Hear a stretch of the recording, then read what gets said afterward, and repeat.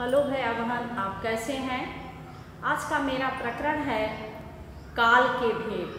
तो काल के भेद में मैंने आपको कल 3 बताया था, भूतकाल, वर्तमान काल, भविष्य काल। अब आज मैं भूतकाल के भेद, उपभेद जो हैं 6 भूतकाल के उपभेद हैं उसे बताऊंगी। तो भूतकाल बीते हुए समय में जो क्रिया के उस रूप को जो बीते हुए समय में कार्य को संपन्न होना दिखाए, पूर्ण होना दिखाए, वह भूतकाल होता है। अब इसके 6 उपभेद हैं। 6 को सबसे पहले सामान्य भूतकाल।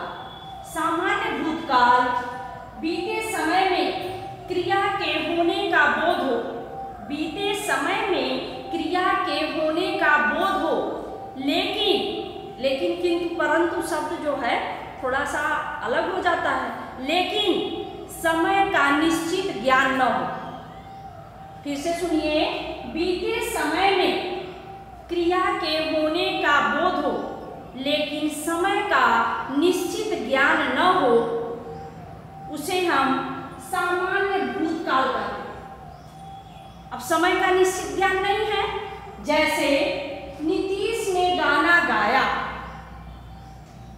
मोहन ने तबला बजाया। अब नीतीश ने गाना गाया, नीतीश कब गाना गाया, ये हो रहा है ना कि निश्चित नहीं है 4 बजे गाया, 5 बजे गाया। रेखा ने कविता सुनाई, रेखा ने कविता सुनाई। रेखा सामान्य रूप से कविता सुना दी, लेकिन कब सुनाई इसे समय का निश्चित ज्ञान नहीं हो रहा है, इसलिए इसे हम सामान्य भूतकाल कहें। फिर दूसरा आपका है आसन्न भूतकाल। आसन्न का अर्थ होता है बच्चों निकट, निकट। आसन्न का अर्थ है निकट।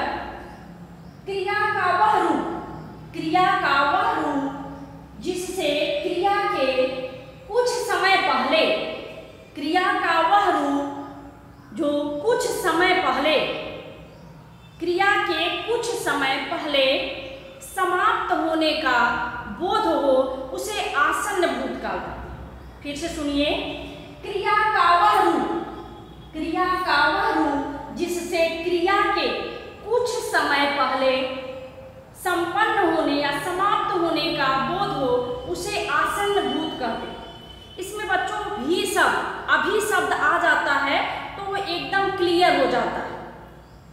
जैसे सोहन गया, सोहन गया, मोहन अभी अभी गया। अभी अभी हो गया मतलब अभी बहुत जल्दी गया। मैंने कार्य पूरा कर लिया, मैं खाना खा लिया, अर्थात अभी जल्दी मैं खाना खाया हूं। मैं खाना खा ली, ये भी हो सकता है स्त्रीलिंग के लिए। तो सोहन गया, सोहन गया, मोहन अभी अभी गया, अभी गया। अभी अभी ना कह करके हम बात 2 योजक चिन्ह वाले शब्द न प्रयोग करके अभी कह देंगे तो भी हो जाएगा कि अभी जल्दी ही गया। मैंने कार्य पूरा कर लिया या पूरा कर लिया, मैंने कार्य पूरा कर लिया, तो यह जो है अभी जल्दी ही कार्य के संपन्न होने का बोध हो रहा है, इसलिए इसे आसन्न भूतकाल।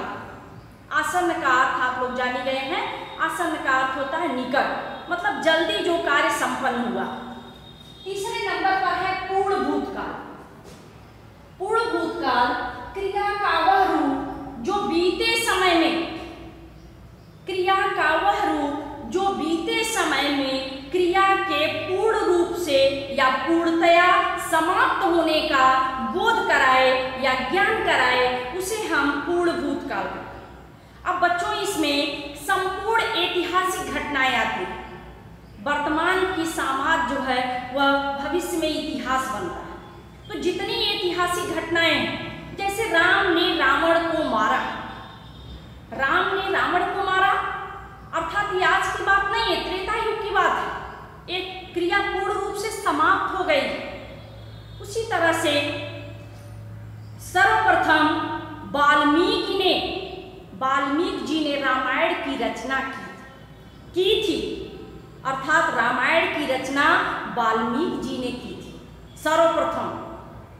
तो ऐसे शब्द, ऐसे वाक्य जहाँ आते हैं जहाँ क्रिया के पूर्णतया समाप्त होने का, उसमें कुछ बाकी नहीं रहता है, उसे हम पूर्ण भूतकाल कहते हैं। ये भूतकाल का तीसरा क्रम हुआ। पहला आपने पढ़ा है सामान्य भूत, दूसरा आसन्न भूत और तीसरा है पूर्ण। अब चौथे नंबर पर स्टेज पर हम लोग आएंगे कि अपूर्ण भूतकाल। अपूर्ण मतलब जो अभी शेष है। तो इसमें हम कैसे पढ़ेंगे? वह क्रिया जो भूतकाल में आरंभ होती है। आरंभ तो भूतकाल में हो जाती है, अर्थात बीते समय में। भूतकाल हमेशा बीते समय का हमें भान कराता है। तो वह क्रिया जो भूतकाल में आरंभ होती है किंतु उसके समाप्त होने का ज्ञान न हो। जैसे आशा उसमें सामान्य में आपने समय का निश्चित ज्ञान नहीं है, ठीक वैसे इसमें क्रिया के समाप्त होने का ज्ञान नहीं है। समाप्त होने का पता नहीं चलता। समाप्त होने का जिसे में पता नहीं चलता है उसे हम अपूर्ण भूतकाल कहते हैं। फिर से सुनिए, अपूर्ण भूतकाल वह क्रिया जो भूतकाल में बीते समय में तो आरंभ हुई थी, लेकिन उसके समाप्त होने का पता नहीं चलता है या पता नहीं हो, उसे हम अपूर्ण भूतकाल कहते हैं। इसमें विवेक विद्यालय जा रहा था। विवेक विद्यालय जा रहा था। माँ खाना बना रही थी। अब विवेक पता नहीं विद्यालय गया कि बीच से ही लौट आया। बच्चों की आदत होती है कि विद्यालय बचपन में नहीं जाना चाहते हैं, तो उस बात को नहीं यहाँ कहना है, बल्कि विवेक विद्यालय जा रहा था। माँ खाना बना रही थी। अब माँ खाना बना रही थी तो पूरा खाना उन्होंने बनाया कि नहीं बनाया? अब जो बता रहा है वाचक जो है वह इस बात को कंफर्म नहीं कर सकता। वह कहीं यह नहीं कह सकता कि पूर्ण रूप से यह समाप्त हो गया, अर्थात खाना बनके तैयार हो गया। नौकर पानी ला रहा था। जैसे आपके यहाँ कोई आए और उसके लिए चाय नौकर लाने गया हो, लेकिन उन्हें जल्दी हो, चले जाए। आप चले गए, नौकर चाय ला रहा था। ऐसे शब्दों का वाक्य का प्रयोग किया जाता है। नौकर चाय ला रहा था, नाश्ता ला रहा था। तो ला रहा था कि नहीं ये पता नहीं है। तो जहां वह क्रिया जो भूतकाल में आरंभ होती है लेकिन या किंतु उसके समाप्त होने का पता न हो, उसे हम अपूर्ण भूतकाल कहते हैं। यह जो आपका 4 नंबर पर था। चौथे नंबर पर फिर है संदिग्ध।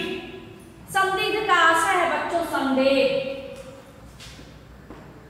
संदेह जहां शंका हो, क्लियर ना हो, वह क्रिया जो भूतकाल में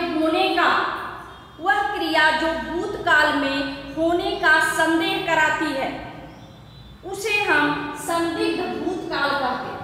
वह क्रिया जो भूतकाल में मतलब बीते समय में, सदैव भूतकाल का मतलब हम बीते समय से लगाएंगे। वह क्रिया जो भूतकाल में होने का संदेह कराती है उसे हम संदिग्ध भूतकाल कहते हैं। जैसे रेलगाड़ी स्टेशन पर आ गई होगी। अर्थात जैसे कोई जल्दी से नाश्ता कर रहा है, उसको ट्रेन पकड़ना है, तो अन्य कोई कह सकता है कि रेलगाड़ी स्टेशन पर, बताते हैं लोग, रेलगाड़ी स्टेशन पर आ गई होगी। उसने पत्र पढ़ा होगा, मोहन घर गया होगा। ऐसे शब्द जहां आते हैं, अब संदेह हो गया कि रेलगाड़ी ट्रेन पर आई अथवा नहीं आई, इससे मतलब नहीं है, लेकिन अगला वाचक जो है यह बता रहा है कि रेलगाड़ी स्टेशन पर आ गई होगी। उसने पत्र पढ़ा होगा। किसी के यहाँ हम लेटर भेजते हैं तो यह सोचते भी हैं कि वह पत्र जरूर पढ़ा होगा। फिर आपका है 6वें नंबर पर, सब में हम भूतकाल बीते हुए समय से। लास्ट नंबर है इसका हेतु मद भूतकाल। अब इसमें क्रिया का वह रूप जो भूतकाल की क्रिया की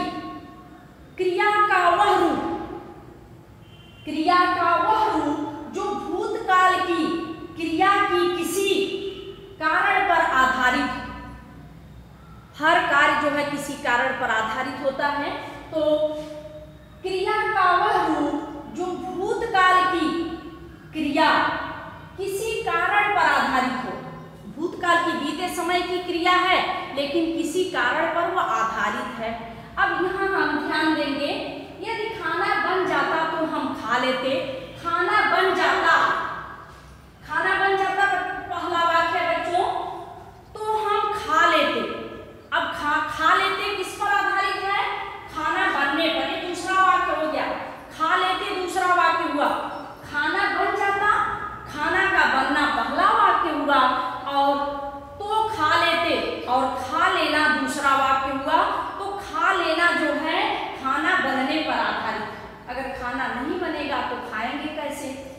मेहनत करते तो उत्तीर्ण हो जाते, मतलब परीक्षा में पास हो जाते। मेहनत या किसी का नाम भी लेके कह सकते हैं, सोहन मेहनत करता तो पास हो जाता या उत्तीर्ण हो जाता। मेहनत करते तो उत्तीर्ण हो जाते। अब मेहनत करने पर क्या आधारित है? उत्तीर्ण होना, पास होना। अब एक वाक्य दूसरे पर क्या हुआ? मेहनत करने पर उत्तीर्ण होना क्या हो गया?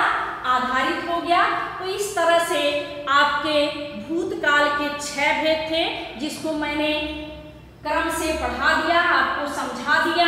अगर कुछ नहीं समझ में आता है तो वीडियो को देख लेंगे।